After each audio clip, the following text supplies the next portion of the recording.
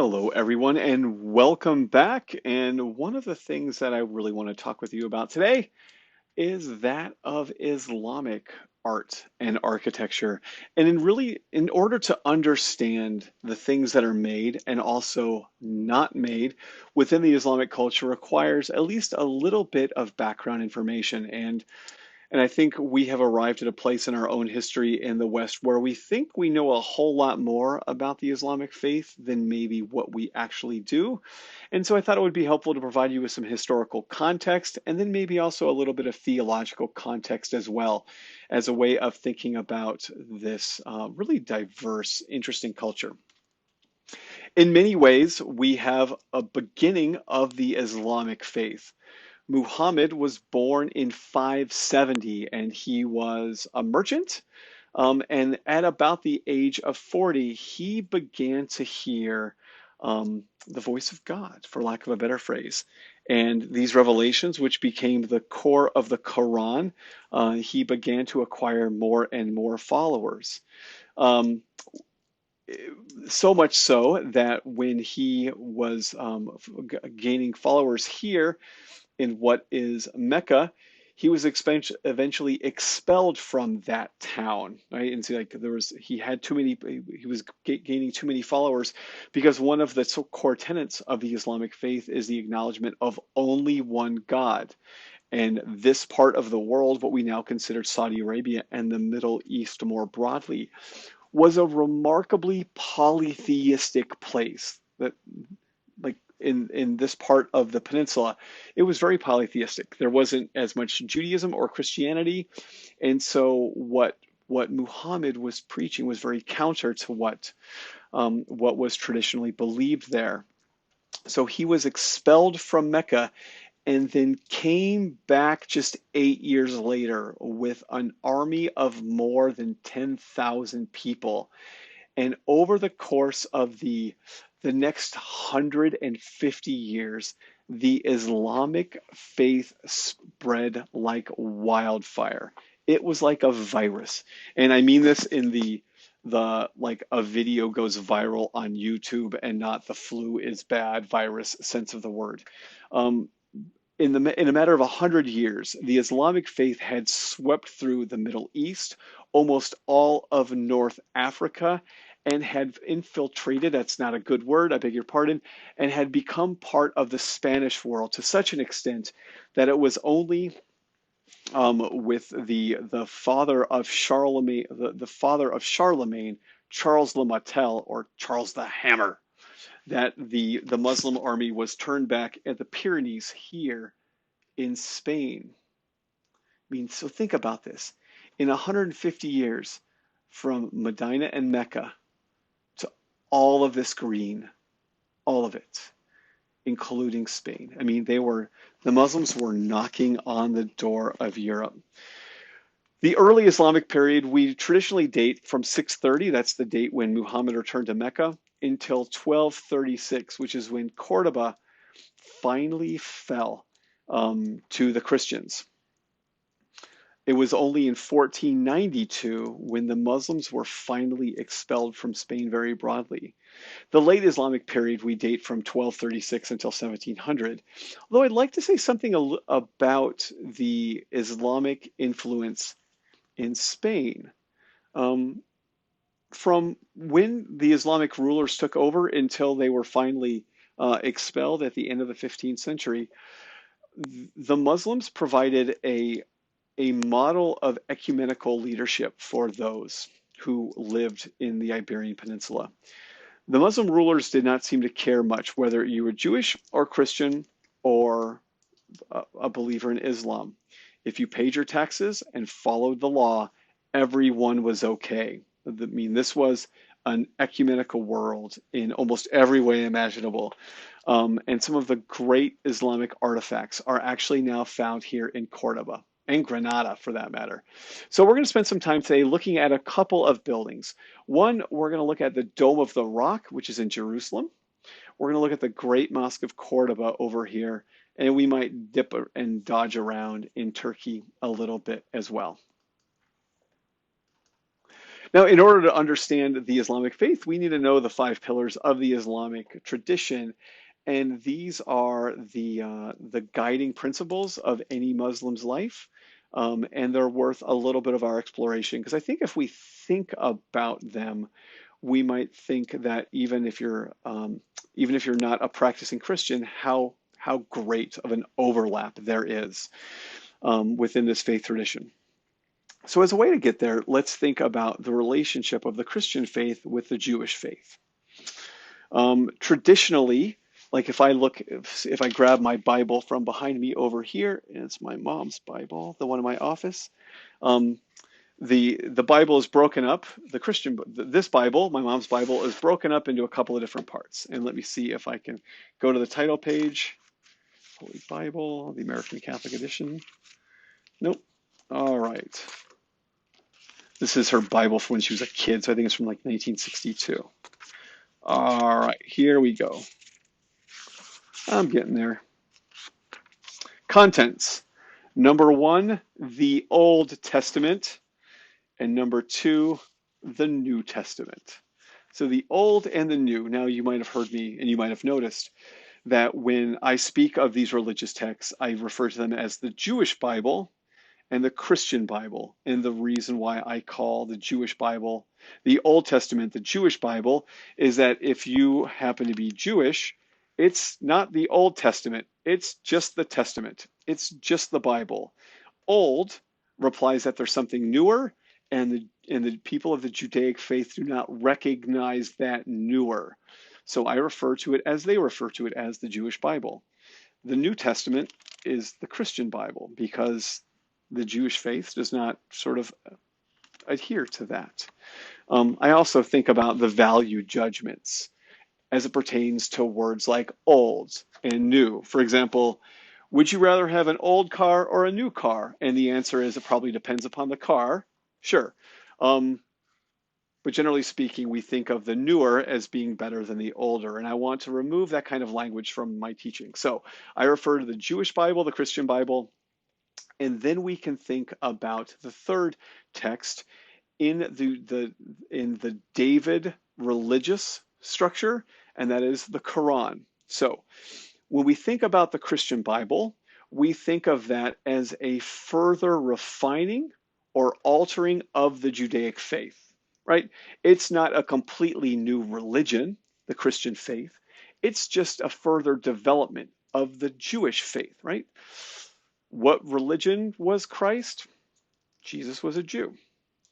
And so the Christian Bible was a further modification of the Jewish Bible.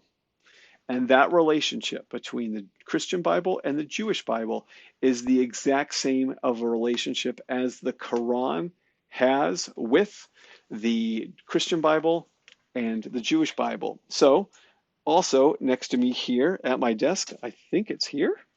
Oh, good golly. There it is. Interpretations and Meaning of the Noble Quran in one volume. So you might be surprised if you've ever looked at a Quran, um, some of the books in the book of the Quran, right? Because we often think of the Quran being so different than the religious texts that we're used to. And so let me see if I can get to the table of contents here.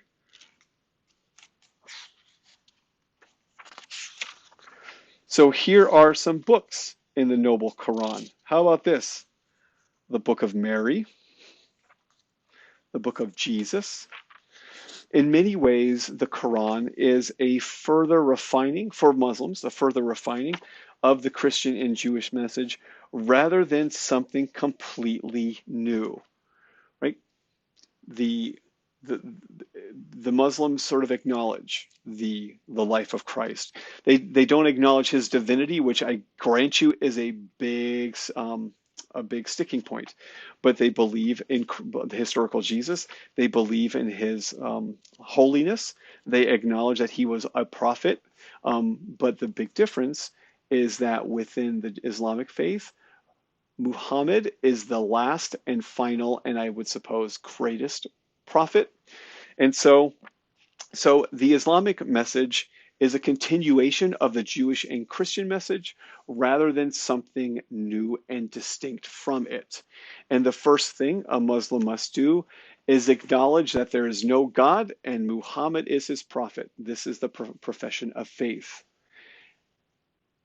The second pillar is that of prayer. Muslims pray 5 times a day towards the direction of Mecca. That's not always east, for the record. My mother always told me that Muslims face east to pray. They do if they're west of Mecca, and if they're south of Mecca, they face north. Another tenet is that of charity. Fourth, the idea of fasting. Muslims fast during the holy month of Ramadan. Um, the Islamic calendar is based on a lunar calendar rather than a solar calendar. So when Ramadan is, changes throughout the time of year. I'll say a bit more about this in a second. And then finally, we have the act of pilgrimage, and that is once during an adult's life, if they have the means, a faithful Muslim should partake in what's called a Hajj, or a trip to Mecca. So I want to remove the word Islam from this screen you're looking at here and just look at some words: faith, prayer, charity, fasting, and pilgrimage. And I ask you if you think there's anything uniquely Islamic about them. And I would suggest to you that there is not. That these 5 tenets are tenets that work their way into the Christian faith in every way imaginable. And again, the Islamic faith is a continuation of the Christian faith and not a break from it. So the Jewish and Christian Bibles both have the first commandment, which is an acknowledgement of one God. Secondly, as someone who was raised in the Catholic tradition, Lord knows when I learned the Our Father and the Glory be to the Father and the Hail Mary and the Profession of Faith and the Apostles' Creed. So we also have prayer. Charity is very much a part of the Christian message, I would think. And you might not think that fasting is a part of the Christian tradition, but it certainly is within the Catholic tradition. And again, the Catholic tradition is the oldest Christian tradition in some ways. And so Catholics fast on a variety of holy days, like Good Friday, for example. I always remember like not eating on Good Friday, or not abstaining from meat during Lent. And although pilgrimage isn't as much a part of the Christian tradition as maybe it is within Islam, if you've read the Canterbury Tales, that's a group of pilgrims going on a pilgrimage to Canterbury. And certainly for me, my first trips to Rome were very much a kind of religious pilgrimage. And as someone who has been to Rome during holy years, that's still very much a part of all of that. So let me say something about fasting. I finished my PhD in 2006, and that year I began my first job. I was teaching at Northwest Missouri State University, and I was teaching actually this class. It was an art appreciation course. And the time of the year when I was speaking about Islamic architecture was about the beginning of Ramadan. And 2 Islamic students came up to me and they asked me what I knew about Ramadan. I said, I probably know little more than what I just said today because I'm not an Islamic scholar. And they explained to me that Ramadan was starting in 2 days, and they invited me to the Islamic Center for their pre-Ramadan feast. And I was like, awesome, I would be honored to come. So the night before Ramadan began, as the sun went down, they had this feast. I don't know that I've ever felt so welcomed or so filled with food at the end of all of this. And in the process of this, I was speaking with a young man and a young woman who I didn't know. And I asked them, like, I know about Ramadan, but only in the really big sense of the word. So why don't you tell me about this process for you and what it means? And they said, well, we eat before the sun comes up, and we do not eat again until the sun goes down. We drink water throughout the day if we need it, but we try to abstain. And we do this as a way of reminding ourselves how fortunate we are in God's blessing, and that there are people around us throughout the world who don't have food. And so the hunger that we feel throughout the day is a call for us to remember those people who are not as fortunate as we are, but also a call to charity so that we can aid those people. And I just looked at this and I was like, please don't take this the wrong way. That sounds very Catholic to me. And they said, good, like it should. And so that year in October and or September and October of 2006, I fasted through Ramadan. This meant I ate before the sun comes up. I did not eat until the sun goes down. And there are, not surprisingly, apps on your phone now that can tell you all kinds of information in terms of when the sun goes up and when the sun comes down.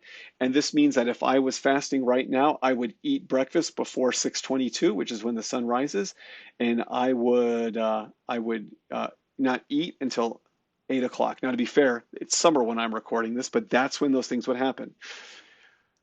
And I can tell you that the first couple of days when this happened, come 3 o'clock, and the sun would go down around 6 or so, come 3 o'clock, time stopped. And all I was aware of was my own hunger.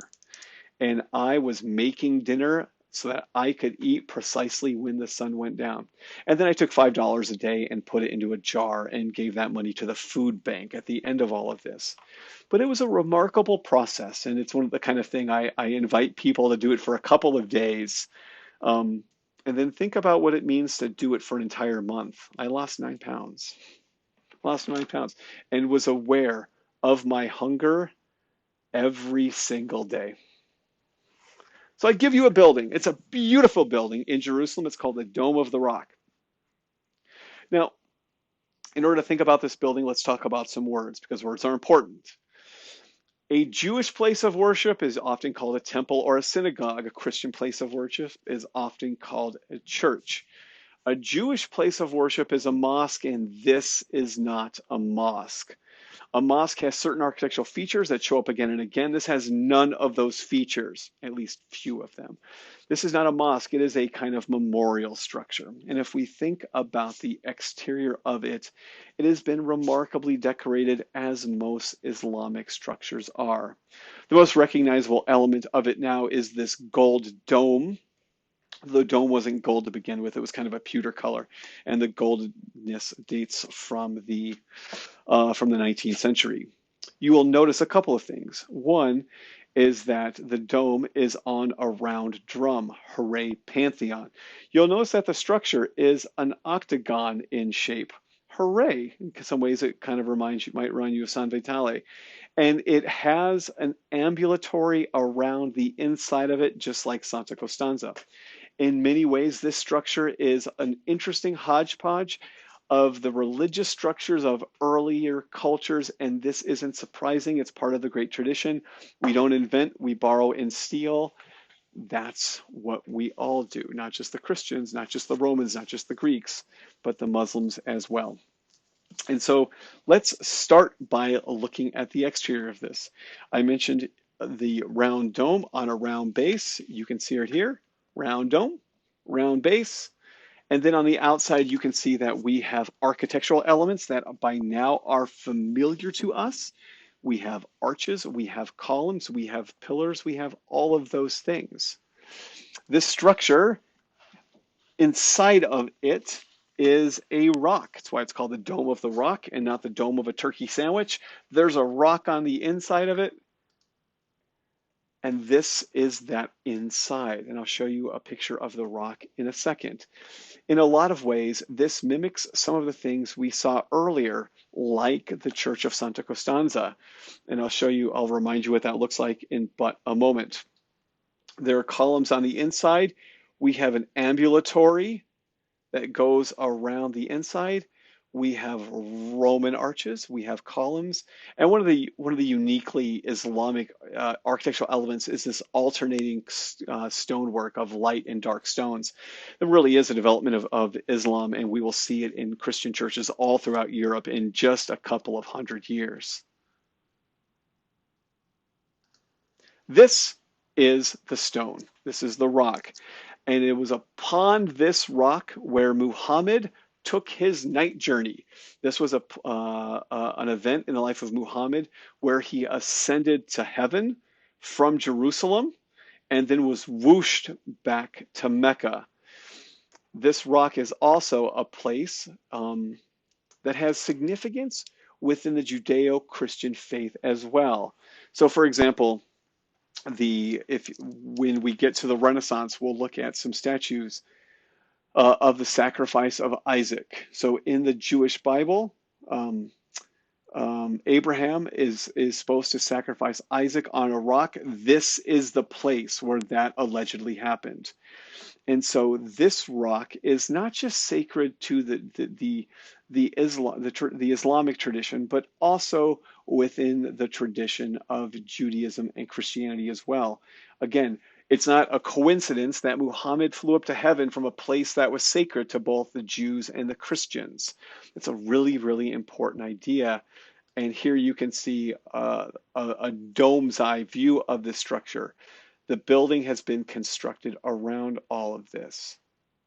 Now, this is not a mosque. It doesn't have the things that a mosque needs, but it doesn't mean it's not really interesting. So you can see we have an ambulatory, just like many early Christian planned churches. The dome is situated underneath that stone element. And in some ways, this might make you think of this, right? The Dome of the Rock is clearly based upon a dome-like structure. It's not an identical dome to the Pantheon, but it's certainly a similar dome, to say nothing of this. Agigia Santa Costanza, that early Christian church from the middle part of the 4th century that is just outside Rome. And I often just joke about buildings being relatives of one another. And I sometimes say, they might not be brothers or sisters, but they're at least second cousins. I don't think this is a brother or a sister, but I think it's a niece, right? Think about how this building is related. We have an ambulatory, we have pairs of arches, we have columns, and we have a dome that is situated underneath something holy. The Dome of the Rock is a very great example of an early Islamic structure. But I figured if we're going to talk about early Islamic structures, we should look at mosques. And so I give you a mosque from Quran. This was built about 836 to 875, and this will let us talk about some really important Islamic vocabulary as it pertains to structures. So let's look at this structure, and there's a couple of things to point out. One, this is the mosque proper here. Mosques almost always have a courtyard. And they often have this outdoor space where you can ambulate, right? Walk around in a circle, something that goes back to the the oldest Christian churches that we have. And so let's talk about vocabulary. Every mosque, every single mosque, if it's going to be a mosque, it needs to have a Qibla wall. This is the wall that people face towards Mecca, and this does not always mean east. So one right here, this is the Qibla wall. Everyone inside this space is facing that direction. Within the Qibla wall, there is something called a mihrab. A mihrab. This is the mihrab. A mihrab is a little nook in the Qibla wall, and it quite literally translates into as a place for prayer. So Qibla wall and mihrab. Mosques often have one or several minarets, and a minaret is a tower that calls the faithful to prayer. As I mentioned earlier, the Muslims pray 5 times a day, and when it's time for prayer, the mihrab rings the bell. And when that happens, life stops. People pray. The people and prayer can be anywhere from 5 to 15 minutes. And it is a moment of submission and to God and connection with the earth. And so they have prayer rugs. They unroll the rug. They get on their knees and place their foreheads on the ground. Now, I live in a different world than this. Like my work day is kind of chock-a-block filled with busy and crazy. And I get home and it's dinner time and I'm looking after the wee little tykes and trying to remain married and do all those things, and my day is filled. And imagine how marvelous it would be if 5 times a day you put down your cell phone and turned off the TV and your Google machine and you are just present. Present. Do whatever it was, like pray to God, meditate. Just close your eyes and think about how to make your life better. I would love to make that a part of my day. And it's such a part of Muslims' days that when it's prayer time and they're in their cars, the cars stop. They get out of their car, wherever it is. They unroll their prayer rug and they face Mecca and they pray. So when we think about this structure, there are all kinds of things that should look familiar to you now, right? Doesn't that kind of look like an apse? Doesn't this look like an atrium, just like we have in early Christian churches? And in many ways, although this is a horizontal um, rectangle rather than a vertical rectangle, it sort of looks like a basilica plan church. These dots that you see here all throughout this building, those are columns that support the roof. These are really big structures. And they need to support really big roofs because they're really long. And so those prayer halls are filled with dozens and sometimes hundreds of columns that support that roof, which makes these mosques really fascinating structures. Now, I give you two buildings. One you've looked at before, one is brand new, and it will speak to, I think, an interesting idea. The building on the left is Hagia Sophia, constructed by our mathematicians and engineers Anthissimus of Charles and Isidora of Miletus, dates from 532 to 537, and the function of this building was Christian church. Became a mosque later, but it was such an ideal space for worship that when we think about it now, we often think about the ways in which it becomes kind of a prototype for a lot of mosques that exist all over the Middle East. This one right here was designed by an artist whose name was Sinan the Great. He must have been good. It's the Great Mosque of Salim II, and it dates from the 16th century. And it is, pardon me for saying so, a beautiful ripoff of an earlier Christian church from 1,000 years beforehand. But it shows the ways in which Christian churches provided a basis for Islamic mosques. Now, I'd love to talk a little bit about this building here. This is the Great Mosque of Cordoba. It was built over the course of 2 centuries, and it's a really, really interesting building. And I had the good fortune of applying for a travel grant and coming here in 2013. And I'm ever so happy that I did so because sort of like earlier, I mentioned that I had no idea the relationship between San Vitale and Galla Placidia in Ravenna until I visited there. There were all kinds of things I didn't know about this structure until I visited Cordoba. Um, the walk from the train station to the Great Mosque was an interesting one because it was 114 degrees on that day. And it is well, it's in the desert in Spain, and as all of this can make it clear, there's not a lot of green. There's a river over here, and that's why there's green over there. But beyond that, it's not a lot of green space, except here in the courtyard of the mosque. Something I didn't know, something I wasn't fully aware of, is that this mosque was constructed beginning in the 8th century, and it was converted into a Christian church after the Muslims were expelled. But I didn't know exactly how they had done this, and I'd never seen an overhead view of it. So this is the mosque proper, and look at this. It's a Latin cross church honestly in the middle of it. And it's an atrocious, ridiculous, Baroque church that's right in the middle of it, and it completely breaks up the architectural space. But this mosque is so big that you hardly even notice that it's there. That's quite amazing. When I visited there, I stayed at a hotel called Le Conquistador, and this was it right here. So it was like, look out the front door, and there was the Great Mosque of Cordoba. And this was the room we had, which I thought was kind of fun. So that was the view out the front door of the Great Mosque at Cordoba. And let's talk about the space, because I think the space is really important. Again, my hotel was right over here. We can think about a few different ways in which this building operates. To begin with, number one is our bell tower that stands above the original minaret. So the minaret was over here. They built another bell tower. This was certainly later, but that was where our minarets stand. And we have an outdoor courtyard, the original atrium of the mosque. And there is a water source there. And I'll show you pictures of the courtyard in a second.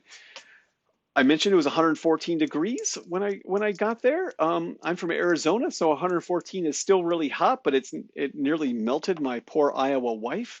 But you walk into this courtyard, and it gets instantly 20 degrees cooler. It's quite amazing, actually. And there are orange trees in there. And so you walk into this courtyard, it's instantly cooler. It looks different because there's green everywhere and it's fragrant. My goodness, it smells like an orange grove. It's really, really wonderful. This right here, 4, is the Christian church that's been built in the middle of the mosque. And this thing right here is the prayer hall itself. There are more than 800 columns and arches in it. It's really, really quite amazing. And so let's look at some of these pictures because I think it's quite fantastic. This is a picture taken of the mosque. Here's the mosque, of the church in the middle of it from the other side of the river. You can sort of see some of the trees from the river, palm trees, of course. But this is that church that pokes out of that mosque. And the outside of this church is just fantastic. It's filled with decoration. And like the Dome of the Rock, it's something I didn't mention, is the decorative form of writing. All of this, it looks like icing. That's all Islamic calligraphic writing. And one of the reasons why writing becomes so important for the Islamic faith is the ways in which they do not utilize the human body in their art making. This is just kind of a hard and fast rule. There are no pictures of God in Islamic art. And when I say none, I mean zero, none. The same is true of Muhammad. So much so that a couple of years ago, when a French periodical decided that they wanted to get a bit snarky and depicted Muhammad on the front cover, that newspaper was bombed and they had a jihad called out upon them. When I say never, I mean never. I've never seen and there's never been, as far as I know, a representation of God or Muhammad within Islamic art. And because of this, they find other ways to express their artistic mojo. And one of those ways is involved with calligraphic writing. And so we can see that all over the outside of churches. The use of geometric patterns and vegetal patterns becomes really, really prevalent within Islamic architecture. This is a view looking through the entranceway into the church or into the mosque, and you can see some of the orange groves there and an Iowa woman right there. And this is a view of that grove, that orange grove on the outside of the church, including the mosque there. What's fascinating about this is they have a naturally occurring water source in there and a fountain where the faithful can wash before they enter the mosque. But a couple of times a day, they release the water from the water source, and it runs along these troughs in the ground and empties into the wells of the tree. And when they do that, seemingly 20 minutes later, the place just smells like an orange factory. It's just wonderful. Here's the bell tower as it exists now with an angel atop it. And this is a view of that fountain with the church and the mosque here. And there was a family here on a pilgrimage.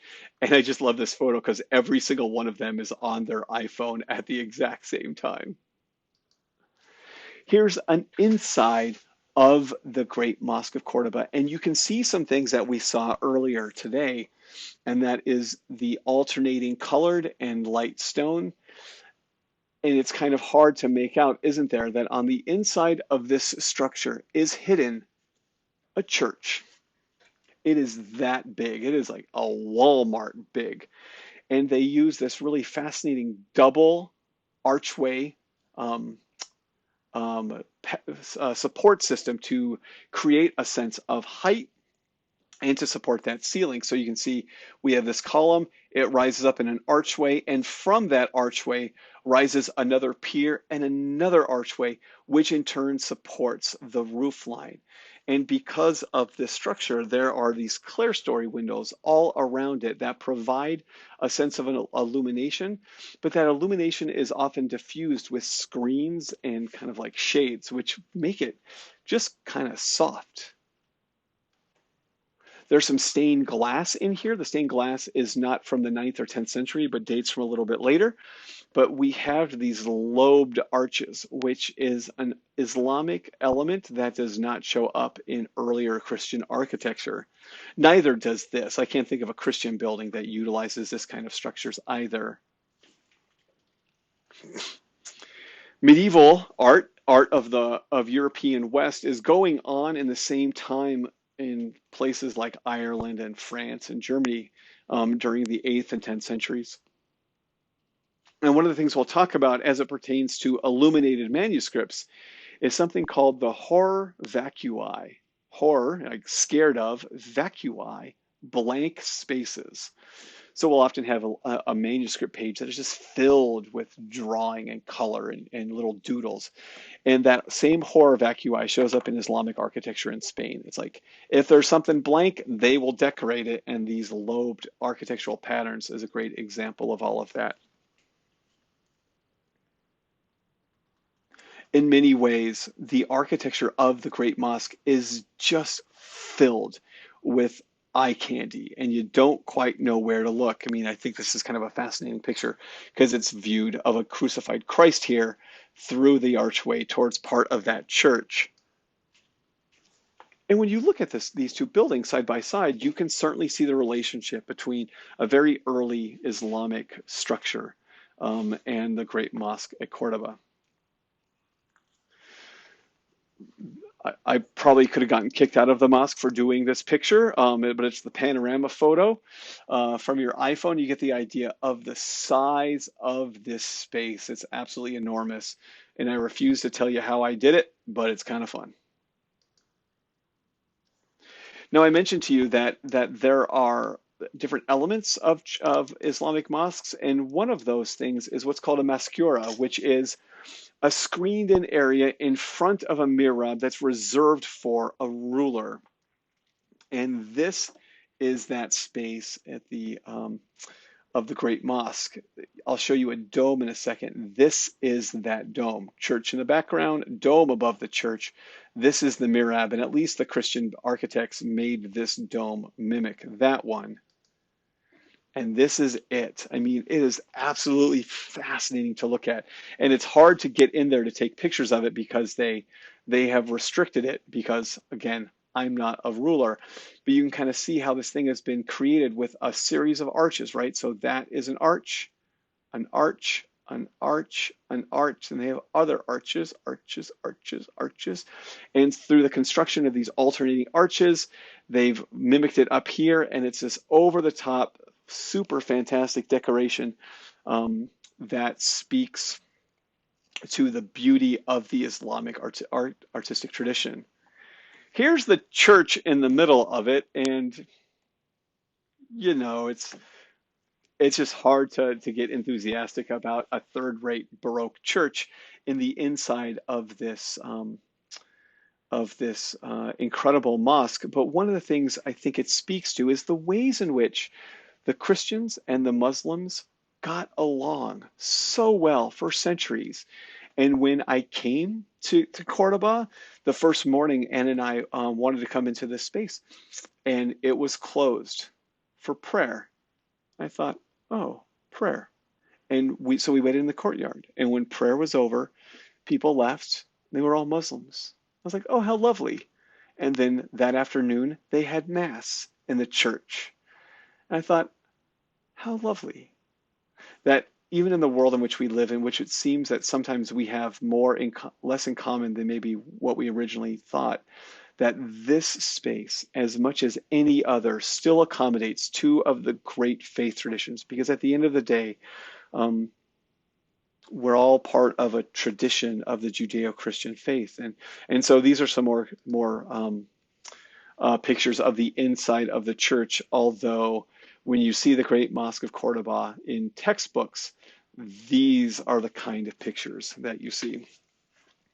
Islamic architecture is not limited to the Middle East. The Islamic faith is a world religion in every way imaginable. On this campus, or at least on the edge of this campus at Louisiana Tech University, there's a new Islamic center that opened up during my first year here in 2017. It is a mosque. It has all of the elements that this mosque would have has: a mihrab, a qibla wall. It has a dome, and it also allows the faithful to come in prayer. As we transition for our next artifact, one of the things we will look at is the artistic tradition in the West, and we are going to spend some time looking at gospel pages, manuscript pages, and we'll look at the different ways in which St. Matthew has been rendered. And if I play my cards correctly, we might actually look at a Jesus or two as well. So my best wishes to you, and we'll see you again very soon.